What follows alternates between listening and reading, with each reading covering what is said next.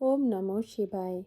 আজকের মহাবাক্যের তারিখ 5ই মে 1968।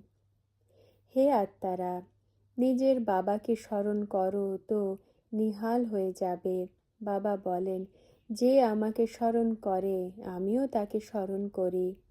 জানি এ আমার বাচ্চা, যে আমার জন্য সার্ভিস করে আমিও তাকে বেশি স্মরণ করি, তো তারও বল মিলে যায়। ওম নমঃ শিবায়। মিষ্টি মিষ্টি আত্মিক বাচ্চারা, কার কাছে এসেছো? আত্মিক বাবার কাছে।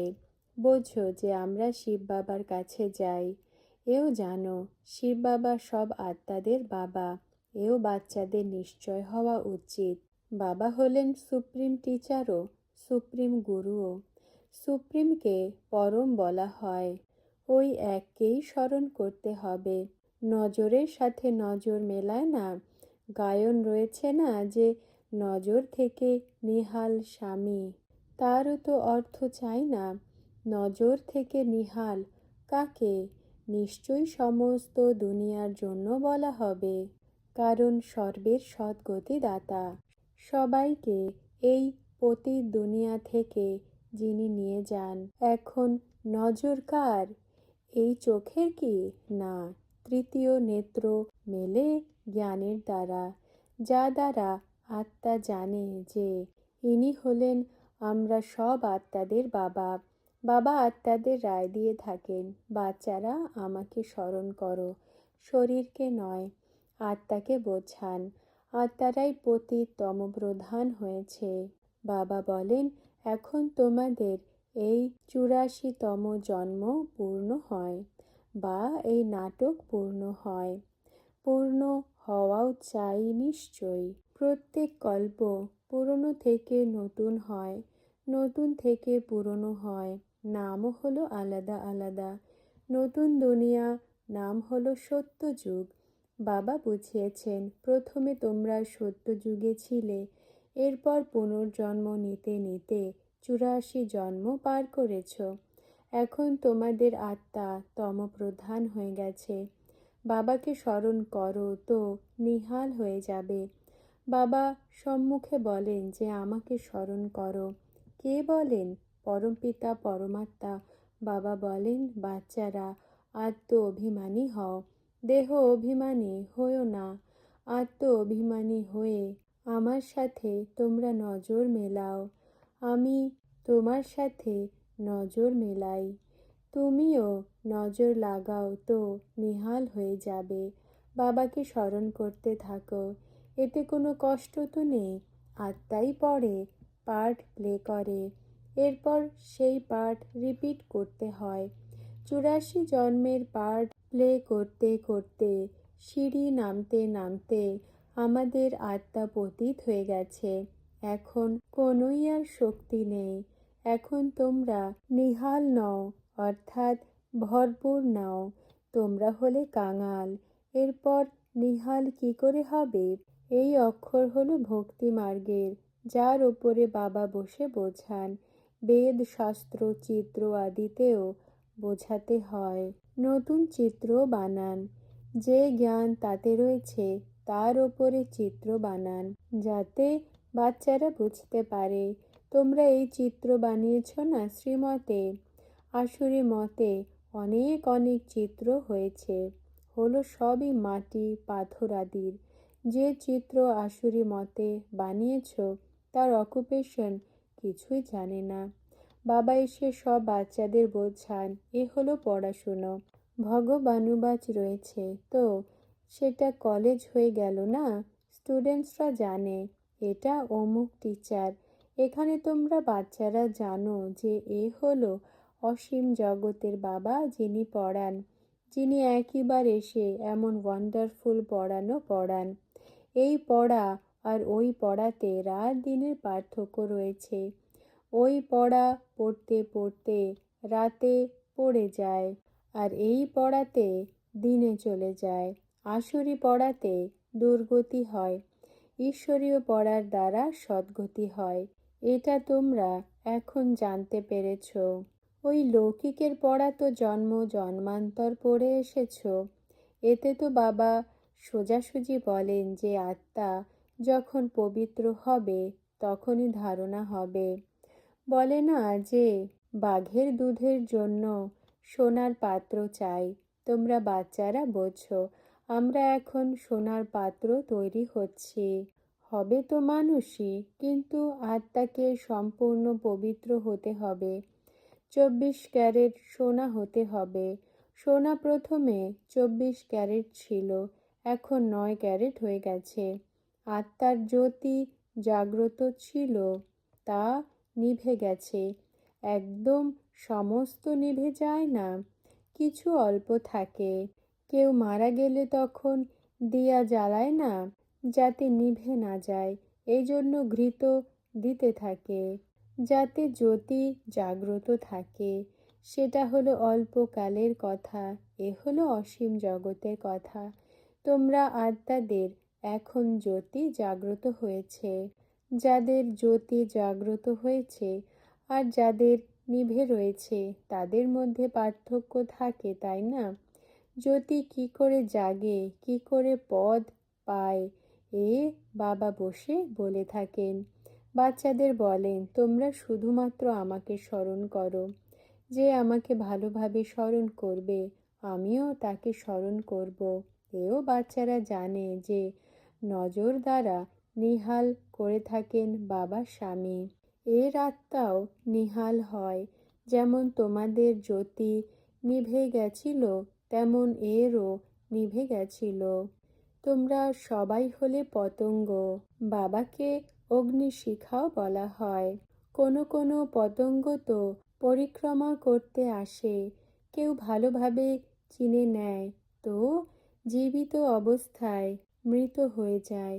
কেউ শুধুমাত্র পরিক্রমা করে চলে যায়, আবার কখনো আসে, আবার চলে যায়। এই সঙ্গম যুগেরই সমস্ত হলো গায়ন। এই সময় যা কিছু চলে তার আবার পরে শাস্ত্র তৈরি হয়। বাবা তো একইবার এসে তোমাদের বর্ষা দিয়ে যান। অসীম জগতের বাবা শুধুমাত্র অসীম জগতের বর্ষা দেবেন, তাই না? এ তো গায়নও রয়েছে। 21 পিঁড়ি সত্যযুগে বর্ষা কে দিয়ে থাকে? ভগবান রচয়িতাই বর্ষা দিয়ে থাকেন রচনাদেরকে। স্মরণও তাকে করতে হয়। তিনি বাবাও, আবার টিচারও, স্বামী সদ্গুরুও তাকেই বলা হয়। যদিও তোমরা কাউকে স্বামী বলো, সদ্গুরুও কাউকে বলে থাকবে, কিন্তু সত্য তো হলেন একই বাবা। সত্য মানে ট্রুথ। ট্রুথ সবসময় গডকেই বলা হয়, মনুষ্যকে নয়। তিনি এসে সত্য কি করেন? তিনি পুরনো দুনিয়াকে সত্য খণ্ড বানিয়ে দেন। দ্বিতীয় কেউ বানাতে পারে না। যে সত্য খণ্ড ছিল তা এখন মিথ্যা খণ্ড হয়ে গেছে। সত্য খণ্ডের জন্য আমরা পুরুষার্থ করছি। সত্য খণ্ড ছিল, এখন নেই, আবার পুরুষার্থ করে। যে সত্য খণ্ড ছিল তো বাকি এত সব খণ্ড ছিল না, সেখানে এসব হয় না। এইসব পরে আসে। সত্যখণ্ড কারোরই জানা নেই। এখন যেসব খণ্ড রয়েছে তার কথা তো সবার জানা রয়েছে। নিজের নিজের ধর্ম স্থাপককে জানে, বাকি সূর্যবংশী চন্দ্রবংশীকে আর এই সঙ্গমযুগী ব্রাহ্মণ কুলকে কেউই জানে না। প্রজাপিতা ব্রহ্মাকেও কেউ জানে না। বলে আমরা ব্রাহ্মণ, ব্রহ্মার সন্তান, কিন্তু বাবা বোঝান তারা হলো কুক বংশাবলী, তোমরা হলে মুখ বংশাবলী। ওই কুক বংশাবলী হলো অপবিত্র, তোমরা মুখ বংশাবলী হলে পবিত্র। তোমরা মুখ বংশাবলী হয়ে এরপর তোমরা ছি ছি দুনিয়া রাবণ রাজ্য থেকে চলে যাও। সেখানে রাবণ রাজ্য হয় না। এখন তোমরা যেতে চলেছ নতুন দুনিয়াতে। তাকে বলাই হয় ভয়েসলেস ওয়ার্ল্ড। ওয়ার্ল্ডই নতুন আর পুরনো হয়। কি করে হয় এও তোমরা জেনে গেছো। দ্বিতীয় কারো বুদ্ধিতে নেই। লক্ষ বছরের কথা কারো বুদ্ধিতে স্মরণও থাকবে না। এ তো অল্প সময়েরই কথা, বাবা বাচ্চাদের বোঝান। সেটা হলো ভক্তি মার্গের লম্বা চওড়া মিথ্যা গল্প। বাবা এসে কমপ্লেন করেন, আমি আসি তখন যখন বিশেষ করে ভারতে গ্লানি হয়। অন্য জায়গায় তো কারো জানা নেই নিরাকার বাবা কি জিনিস। বড় বড় লিঙ্গ বানিয়ে রেখে দিয়েছে। বাচ্চাদের বোঝানো হয়েছে যে আত্মা কখনো ছোট বড় হয় না। আত্মা তো হলো অবিনাশী, সাইজ ছোট বড় হয় না। যেমন আত্মা অবিনাশী, তেমন বাবাও হলেন অবিনাশী। তিনি হলেন পরম সুপ্রিম আত্মা। সুপ্রিম অর্থাৎ যিনি সদা পবিত্র আর নির্বিকারী। তোমরা আত্মারাও নির্বিকারী ছিলে, নির্বিকারী দুনিয়া ছিল। তাকে বলাই হয় সম্পূর্ণ নির্বিকারী দুনিয়া। এরপর নিশ্চয়ই পুরনো দুনিয়া হয়। কলা কম হতে থাকে। 2 কলা কম চন্দ্রবংশী রাজ্য ছিল। এরপর দুনিয়া পুরনো হতে থাকে। পরে আর অন্য সব খণ্ড আসতে থাকে। তাকে বলা হয় বাইপ্লটস। তাদের সাথে তোমাদের কোনো কানেকশন নেই, কিন্তু মিক্স আপ হয়ে যায়। ড্রামা প্ল্যান অনুসারে যা কিছু হয় তা আবারও হবে। যেমন একজন এলো আর কতজনকে বুদ্ধ ধর্মে নিয়ে গেল, ধর্মই বদলে দিল। হিন্দুরা নিজেদের ধর্ম নিজেরাই বদলেছে, কারণ কর্মভ্রষ্ট হওয়ার কারণে ধর্মভ্রষ্টও হয়ে যায়। কর্মভ্রষ্ট হয়ে গেল, তাই না? বাম মার্গে চলে যায়, জগন্নাথের মন্দিরে যায়, কিন্তু কারো খেয়াল হয় না যে নিজেরা ভিখারি, তো তাদেরও ভিখারি দেখে। এটা বোঝে না যে দেবতারা আবার বাম মার্গে গিয়েছে। তাদের হলো এই চিত্র। দেবী দেবতা নাম তো অনেকই ভালো, হিন্দু তো হিন্দুস্থানের নাম, এ আবার নিজেদের হিন্দু বলে দেয়। এ হলো কত ভুল। এই জন্য বাবা বলেন যদা যদা হি ধর্মস্য। বাবা ভারতেই আসেন, এমন তো বলবেন না যে আমি হিন্দুস্থানে আসি। এ হলোই ভারত, হিন্দুস্থান বা হিন্দু ধর্ম নয়। মুসলমানরা হিন্দুস্তান নাম রেখেছে, এও হলো ড্রামাতে নিহিত। ভালোভাবে বোঝানো উচিত। এও হলো নলেজ না। পুনর্জন্ম নিতে নিতে বাম মার্গে আসতে আসতে ভ্রষ্টাচারী বেকারি হয়ে গেছে। এরপর তাদের সামনে বলে যে তোমরা সম্পূর্ণ নির্বিকারী আর আমরা বেকারি পাবে। আর কোনো খণ্ডর মানুষেরা এমন বলবে না যে তোমরা সম্পূর্ণ নির্বিকারী, আমরা হলাম বেকারি, আমাদের মধ্যে কোনো গুণ নেই, এমন বলতে কখনো শোনা যায় না। শিখরা যদিও গ্রন্থের আগে বসে, কিন্তু এমন বলবে না যে নানক হলো নির্বিকারী, আমরা বিকারী। নানকপন্থীরা কঙ্গন পরে, সেটা হলো নির্বিকারিতার নিশানি, কিন্তু বিকার ছাড়া থাকতে পারে না। মিথ্যা নিশানি দিয়ে রেখেছে। যেমন হিন্দুরা পইতে পরে না, তাও বাস্তবে পবিত্রতার নিশানি। আগে পইতে অনেক পড়ত, অনেক নিয়ম রীতি। আজকাল তো কিছুই নেই। ধর্ম ছাড়া কিছুই চলে না। ধর্মই তো পাল্টে গেছে। দেবী দেবতা ধর্মের মানুষেরা হিন্দু হয়ে গেছে। একই ভারত রয়েছে যারা নিজেদের ধর্মকেই জানে না। বাস্তবে হিন্দু ধর্ম তো নেই। কি কি হচ্ছে বাবা বসে বোঝান। এ হলো পুরনো দুনিয়া। মানুষের তো কিছুই জানা নেই, কারো ধ্যানেও আসে না। এই ভক্তি মার্গ চলছে। এদের বলা হয় ভক্তি কাল্ট। জ্ঞান কাল্ট সত্যযুগে হয়ে যায়। সত্যযুগে সম্পূর্ণ নির্বিকারী হয়, এখানে তো হতে পারে না। দেবতাদের বলা হয় সম্পূর্ণ নির্বিকারী। কলিযুগে তো সম্পূর্ণ নির্বিকারী হতে পারে না। সন্ন্যাসীদের ধর্মই হলো আলাদা, তারা হলোই নিবৃত্তি মার্গের। প্রবৃত্তি মার্গের স্থাপনা তো বাবাই করেন, বাকি এইসব গুরু হলো নিবৃত্তি মার্গের। তারা সংস্কৃতও পড়ে, বেদ উপনিষদ আদিও পড়ে। বাবা বলেন এই সব হলো শাস্ত্রের খড়কুটো। যা কিছু তোমরা পড়েছ এই সবে আমি থোড়াই মিলি। আমি তো যখন আসি তখন সবাইকে নজর দিয়ে নিহাল করে দেই। এখানে তোমরা কেন এসেছো? নিহাল হতে, বিশ্বের মালিক হতে। বাবাকে স্মরণ করো তো নিহাল হয়ে যাবে। এমন কখনো কেউ বলবে না যে এমন করলে তোমরা এটা হয়ে যাবে। বাবাই বলেন তোমাদের এটা হতে হবে।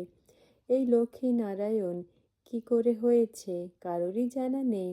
তোমরা বাচ্চাদের তো সব কিছু বলা হয়। এই 84 জন্ম নিয়ে পতিত হয়েছে। এরপর তোমাদের এটা বানাতে আমি আসি। কথা তো হলো সোজা। বাবা নিজের পরিচয়ও দিয়ে থাকেন। নজরে নিহাল এটা কার জন্য বলা হবে? সেই গুরুরা তো অনেক হয়ে গেছে। অবলা মাতারা তো হলো অনেক সরল। তোমরাও তো সবাই হলে ভোলানাথের বাচ্চা। শঙ্করের তো কথাই নয়। চোখ খোলে আর বিনাশ হয়ে যায়। এটা সরলতা কি? এমনও নয়। এমন নয় যে বাবা বলবেন যে বিনাশ করো, এও তো পাপ হয়ে যাবে। বাবা কখনো এমন কাজ করতে পারেন না। বিনাশ তো কোনো জিনিস দিয়ে হবে, তাই না? বাবা এমন ডাইরেকশন দেন না। এ তো সব সায়েন্স বের করতে থাকে। এও হলো তাদের আসুরি বিচার। তারা জানে যে তারা নিজেদের কুল নিজেরাই বিনাশ করে। তারা বাধা পড়ে গেছে, ছাড়তে পারে না। তাদের সেটাই জীবিকা। নাম কত হয় তাদের। এরোপ্লেনে মুন আদিতে যায়। লাভ তো কিছুই নেই। এখন তোমরা বাচ্চারা জানো। তোমরা দেখো, বাবাও তোমাদের আত্মাকে দেখেন। এই শরীর তো হলো বিনাশী, আত্মাই হলো অবিনাশী। এই অবস্থাতে তো আত্ম অভিমানী হওয়া উচিত। মিষ্টি মিষ্টি বাচ্চারা, তোমরাও বাবার সাথে নজর লাগাও। হে আত্মারা, নিজের বাবাকে স্মরণ করো তো নিহাল হয়ে যাবে। বাবা বলেন, যে আমাকে স্মরণ করে আমিও তাকে স্মরণ করি। জানি যে এ হলো আমার বাচ্চা। যে আমাকে স্মরণ করে আমিও তাকে স্মরণ করে থাকি। যে আমার জন্য সার্ভিস করে আমিও তাকে বেশি স্মরণ করি। তো তার শক্তি মেলে। এখানে সবাই বসে রয়েছে। যে নিহাল হয়ে যাবে সেই এই দেবতা হবে। কেউ রাজা, কেউ প্রজা হবে। বাবা তো সবার চলনকে জানেন। বাবাকেই যদি স্মরণ না করে তো তাহলে বাবা তাকে কি করে স্মরণ করবেন? গায়ন রয়েছে না যে স্মরণ করো তো আমিও স্মরণ করব। অন্য সঙ্গ ছিন্ন করে এক সঙ্গে জুড়তে হবে। আচ্ছা, আত্মিক বাচ্চাদেরকে স্মরণ, স্নেহ আর নমস্কার। আজকের বরদান। বরদানী মূর্ত ভব। ব্যাখ্যা: এক হলো মহাদান অর্থাৎ জ্ঞান রত্নের দান। দ্বিতীয় হলো বরদান অর্থাৎ কমজোর নির্বল আত্মাদের প্রতি নিজের শুদ্ধ সংকল্প, শুভ ভাবনা দ্বারা সর্বশক্তিবানের দ্বারা থেকে প্রাপ্ত হওয়া শক্তির দান। তোমরা বাচ্চারা কি নিজেদেরকে বরদানী মূর্ত মনে করো? শক্তিদেরকে বিশেষ রূপে বরদানী বলে আহ্বান করে। এখন অন্তসময়ে মহাদানী থেকেও বেশি বরদানী রূপের সেবা হবে। অন্তিম স্টেজ পাওয়ারফুল হওয়ার কারণে, নিজের সন্তুষ্ট স্থিতি হবার কারণে আত্মারাও তাড়াতাড়ি সন্তুষ্ট হয়ে যায়। খুশি হয়ে বারবার তোমরা বিশেষ আত্মাদের গুণগান করবে। আর কামাল করে দিয়েছে এই আওয়াজও অনেক আত্মাদের মুখ থেকে বের হবে। এখন এমন বরদানে মূর্ত হবার জন্য কোন পুরুষার্থ করতে হবে? সদা নিজের প্রতি আর সর্বের প্রতি সন্তুষ্ট। এমন সন্তুষ্ট আত্মাই বরদানী রূপে প্রসিদ্ধ হবে। ওম নমঃ শিবায়।